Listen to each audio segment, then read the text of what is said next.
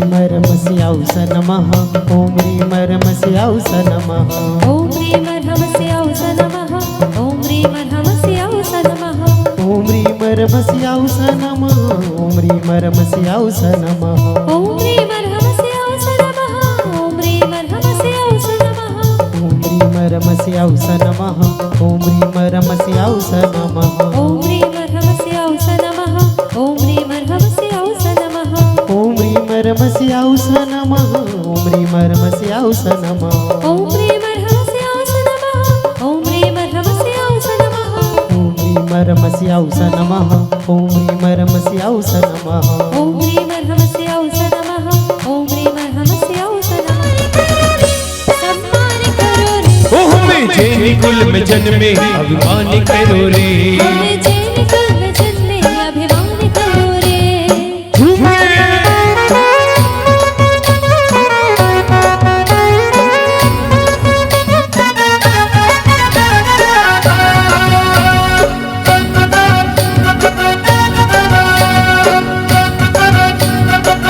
अरे भावन की जो नरे ओढ़ के जिन्हें मंदिर में आ बिजोरे जिन्हें मंदिर में आ बिजोरे भावन की जो नरे ओढ़ के जिन्हें मंदिर में आ बिजोरे जिन्हें मंदिर में आ बिजोरे उनकी श्रद्धा अपारी आप जोरे श्रद्धा अपारी आप जोरे लिखी भक्ति अपारी आप जोरे लिखी भक्ति अपारी आप जोरे जिन मंदिर में आप जोरे जिन वाणी को सुन जोरे जिन मंदिर में आप जोरे जिन वाणी को सुन जोरे है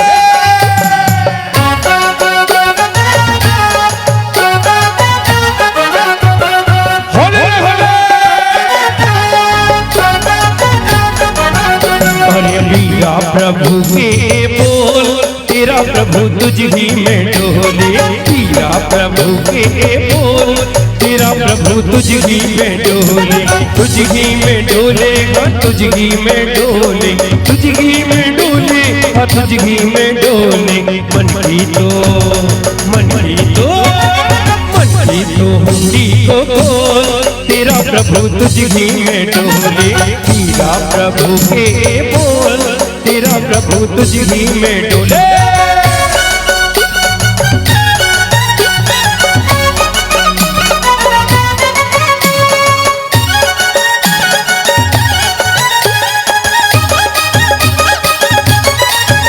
अरे मामा मैया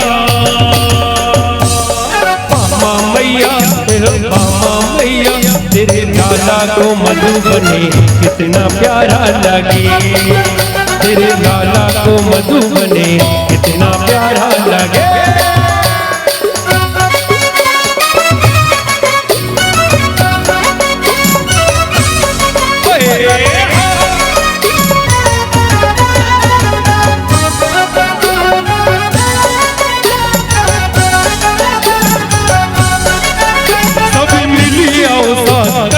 भक्ति की बरसात प्रभु गुण गाओ रे सब मिली आओ साथ करो भक्ति की बरसात प्रभु गुण गाओ रे मिल जाए हमको जो आशीष तेरा हो जाए सारा जहां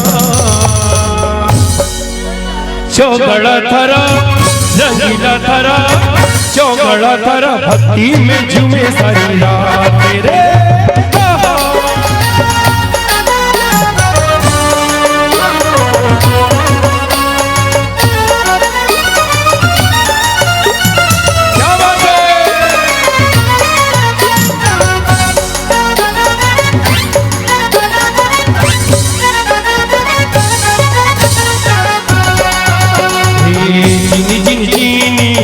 उड़ा गुलाल गज के सरिया लहराई जिनी जिनी जिनी अरे पीछे वाली माता जरा दोनों हाथ खोल के जिनी जिनी जिनी उड़ा गुलाल गज के सरिया लहराई जिनी जिनी जिनी उड़ा गुलाल रंग तेरी मीत का, रंग तेरी जीत का, लाई लाई लाई।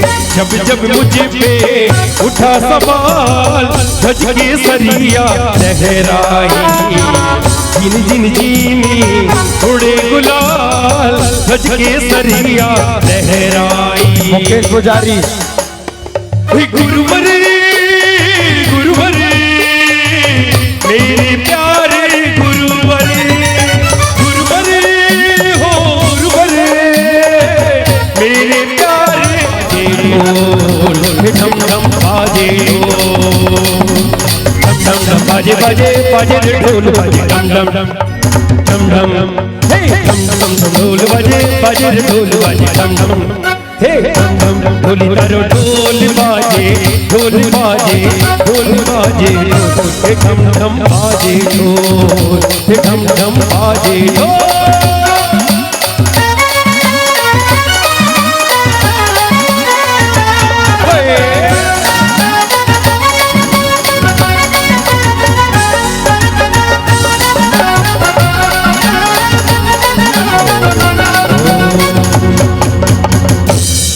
आप लोगों की थालियों में पीछे बहुत सारी द्रव्य है और हमारे सब भाई लोग खड़े हुए हैं, बहनें खड़ी हुई हैं जो फुल पैंट शर्ट में हैं। इंग्लिश की मीठी सी बिकर रहो, उपल की नकल हो, अचल के तल रहो। स्वप्न में हो निज अर्थ को पावहि, जे महाखलन तुम ध्यान धरि ध्यावहि। आपकी छाप में सूत्र स्वरूप में निकली निरूपम, धर्म धरा जय विघ्न नाशक मंगलदायक, तेहु जगनायक परंपरा। तुम गुण अमले पर अनुभव दे भवै कुछ पदे पे महाअर्घ्यम निपामती। हाँ, शाम को आप लोग 6:30 बजे त्रिमूर्ति नगर मंदिर पहुंचेंगे, जहां पर आज महाआरती आएगी, इसलिए आप लोग समय का ध्यान रखना है ना। कांति कर्म जिन नाश कर पायो के बलराज, शांति करो सब जगत में विश्वाधिक जिन राज, शांति करो सब जगत में विश्वाधिक जिन राज, शांति करो सब जगत में विश्वाधिक जिन राज। हाथ जोड़िए। शास्त्रों का हो पठन सुखदा लाभ सत्संगति का, सद्व्रतों का स्वस्थ के दोषों को सभी का, बोलो प्यारे वचन हित के आपके पातक कटे दुख दूर हो जाए, प्रभु जी कर्म चूर हो जाए, प्रभु जी कर्म चूर हो जाए। हाँ, सभी लोग बैठ के नमोस्तु करेंगे। तोभ्यम नमः त्रिभुवनार्ति नाथ, तोभ्यम नमः श्रीतलामल भूषणाय, तोभ्यम नमः त्रिजगता परमेश्वराय, तुभ्यम नमो जिन बबोध दिशोषणाय। हे भगवान नमोस्तु, हे भगवान नमोस्तु, हे भगवान नमोस्तु। सबसे क्षमा, सबको क्षमा, उत्तम क्षमा, हंसकर मुस्कुराकर खिलखिलाकर प्रेम से एक दूसरे से बोलेंगे जय जिनेंद्र। चलिए परिक्रमा करते हुए गंदोर लेते हुए अपने घर की ओर प्रस्थान करेंगे। करो दिन 8 से